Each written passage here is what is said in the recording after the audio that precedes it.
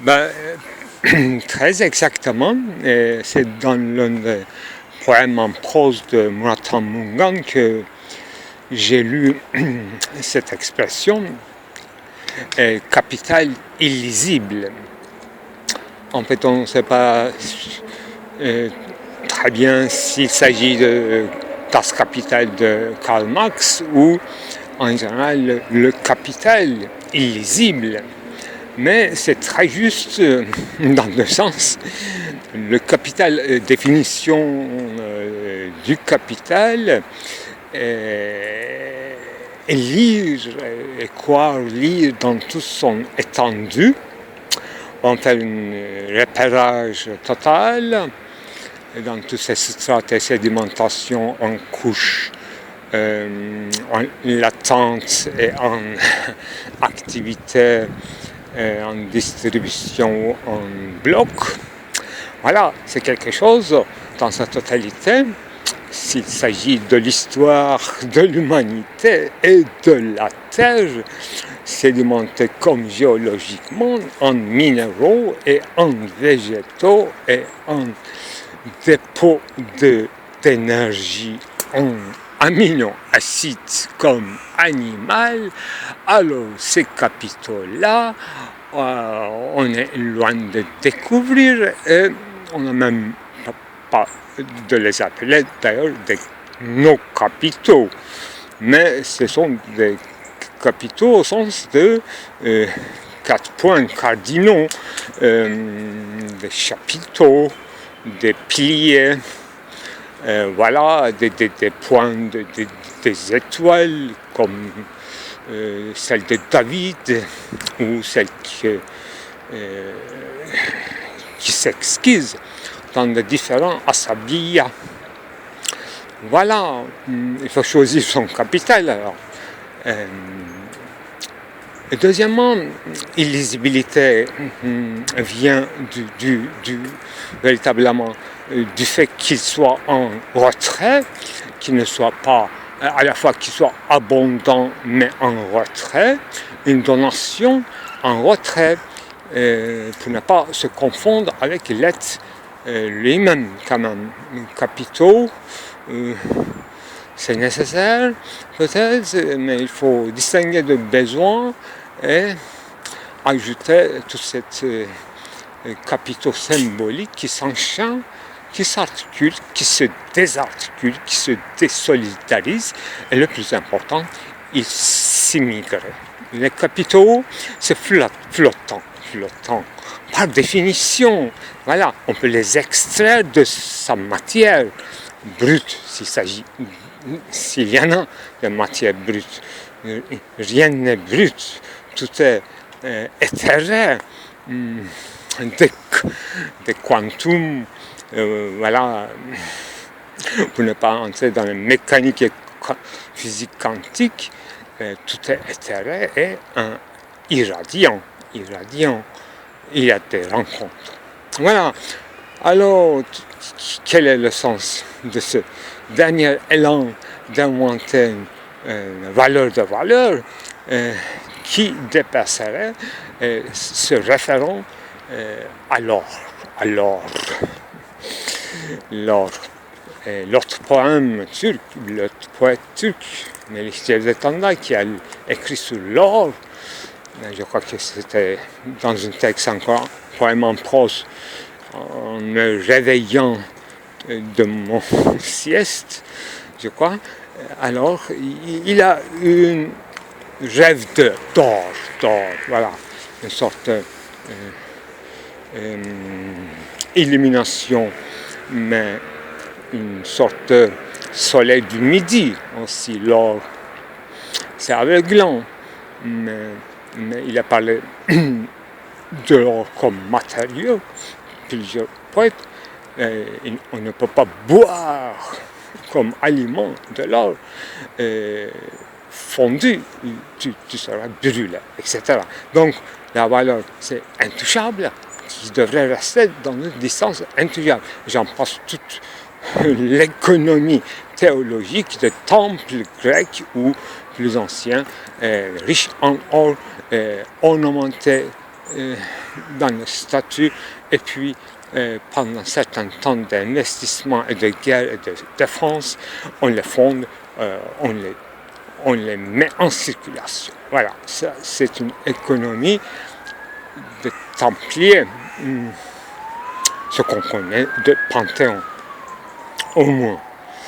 Mais alors, cette, comment dirais-je, comme une sorte de cire qu'on peut mouler et changer de forme. Alors on peut jouer avec une matière fondée, c'est de la métallurgie d'abord.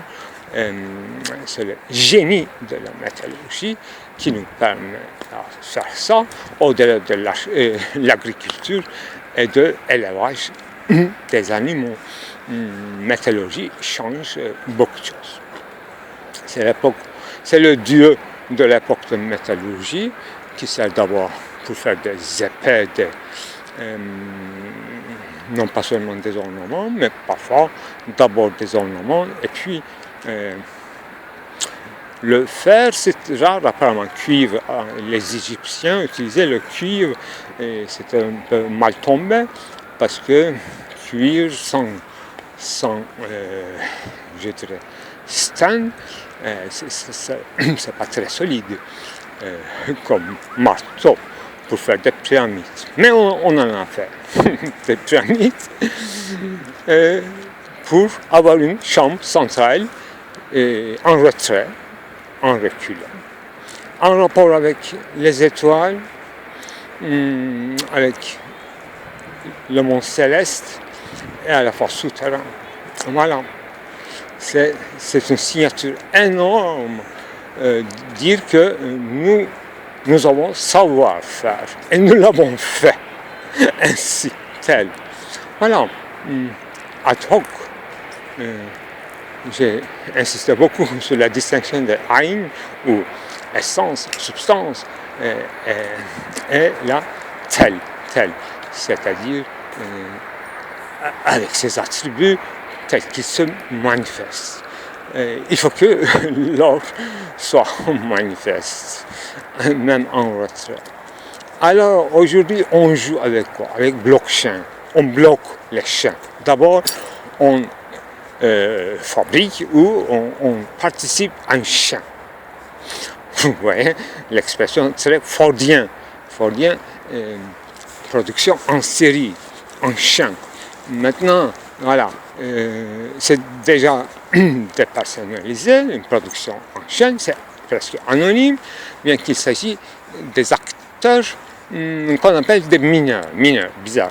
J'ai repéré cette coïncidence et j'ai interprété des mineurs, non pas des métaux précieux, mais des travailleurs de plus bas étage, comme dans une secte hermétique d'Osiris, dans un temple égyptien, écrivant le livre des morts. C'est encore très noble comme opération. C'est une sorte d'historien, travail d'historien, mais blockchain, les mineurs, c'est comme, je dirais, les nègres ou les Chinois qui travaillent en mathématiques, soi-disant, peut-être moins usage de mathématiques qui est très élargi par rapport à ce qu'on peut faire avec la géométrie et la physique. Ça, on a constaté ça depuis au moins Gaston Bachelard dans son épistémologie et beaucoup plus avant avec Einstein. Voilà. Il y a des modélisations mathématiques qui dépassent tout, disons, espoir de réalisation. C'est interminable, ça côtoie avec l'infini ou l'illimité. Ça prend beaucoup de temps, la solution. Ça, c'est une jox mathématicien entre Cambridge, Oxford ou je ne sais où. La philosophie, au début du XXe siècle, est attirée par ce langage mathématique ou logique en soupçonnant avec la phénoménologie qu'il y a une logicité de l'être et des phénomènes, donc une sorte d'élargissement des catégories, alors que les catégories, tout d'abord, c'est intimement lié à la grammaire perfectionnée, comme le grec, comme le latin, comme l'allemand, français, pourquoi pas. Il faut d'abord avoir des catégories, de 5 catégories, très précisément des génitifs, des datifs accusatifs, voilà. Et je vous assure, ce n'est pas identique dans tous les grammaires de toutes les langues du monde. Il y a des différences. J'accepte que voilà, notre langue turque, c'est ce qu'on appelle oulamlı, c'est une sorte de catégorisation par derrière. Le mot essentiel prend des annexes, des suppléments, non pas en préfixe, mais toujours en postfixe. Très peu place pour les prépositions indépendantes, et ça vient abondamment du persan, parfois arabe, des conjonctions aussi, presque en sa totalité. Même on peut les échanger entre eux, on peut choisir une conjonction pour faire une phrase composée de deux idées avec un résultat hypothétique ou assertorique ou apodictique. Donc, il y a plein de mots prêtés, les conjonctions aussi. Donc, ça c'est très intimement lié à la logicité, à la programmation de n'importe quel langage d'ordinaire, des ordinateurs.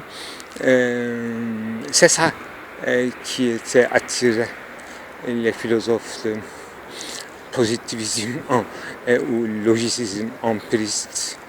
Mais il y a une logique formelle, il y a une logique transcendantale. Kant avait fait cette distinction. Là, ça complique encore les choses. Donc, discussion est ouverte. Mais en attendant, on bloque les chaînes. Voilà. Ça, il ne faut pas oublier qu'on travaille sur une chaîne, une série de conjonctions, et des attributions, et des possibilités, de comme-possibilités, comme possibilité, comme pour parler comme Leibniz qui a avancé quand même dans cette direction énormément, et on peut, mais il ne s'agit pas d'avoir une réalité, comme Kant a dit qu'en fait l'être, ce n'est pas un prédicat réel qui s'ajoutera voilà, au concept. Voilà, le concept c'est autre chose, être comme prédicat c'est autre chose, et un prédicat réel c'est autre chose. Blockchain c'est quoi? Est-ce irréel? Est-ce réel? Il ne s'agit pas de biens accumulés, donc une économie réelle, quelque chose, un affairement, oui, d'accord, on accepte, soi-disant, il y a des gens qui travaillent comme des mineurs, mais au fond, ils sont intéressés, ils ne sont pas tout à fait esclaves, mineurs. Ils ne sont pas tout à fait petites nègres, mais peut-être au-dessous de nègres parce qu'ils ne savent pas exactement ce qu'ils font, parce qu'ils sont en chômage existentiel. Je veux dire qu'en fait, près du suicide ou des différents maux de la civilisation, je suppose. Alors, qu'est-ce qu'ils font? En allemand, ils font une opération de Meinung, une production de signification en faisant mineur. en se faisant mineur, c'est-à-dire en faisant les siens chaque fois qu'il travaille dans une parcelle de chêne, il bloque, je suppose, il les approprie. Voilà, mineur, c'est approprié, accaparer,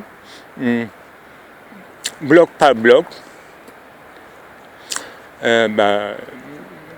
Qui dit bloquer doit dire aussi débloquer, hein. Envoyer une certaine valeur de blockchain à quelqu'un en témoignage des autres avec leur accord, donc dans une convention. Voilà, c'est-à-dire la valeur exige une convention. La valeur n'existe pas elle-même, mais dans une convention, c'est-à-dire une série d'agents qui approuvent votre signe ou co-signe votre opération. C'est ça, pour parler de l'opération actuelle de blockchain. C'est quelque chose qui n'est pas illégal, mais un essai de créer un espace de légalité avec les plus anciennes lois de l'économie, c'est-à-dire conventions, réciprocité, et des pouvoirs d'anticiper et de précipiter et d'avancer, faire des avances et des retards. Voilà, un jeu de spatio-temporel, en soi fort justifié, mais voilà, les agents et les telos, finalité ultime, pour l'instant on ne sait pas. C'est-à-dire qu'ils sont concurrents à une économie réelle, à une valeur dite basée sur l'or, mais c'est pas vrai, basée sur une valeur fiduciaire qui est dollar américain. Et ils essayent de trouver quelque chose pas plus abstrait, mais plus plausible, convaincant, et plus universel, et plus contrôlable, et moins de spéculation peut-être. Ça on peut les suivre sur ce point, mais spéculation, on ne peut pas les éradiquer du système.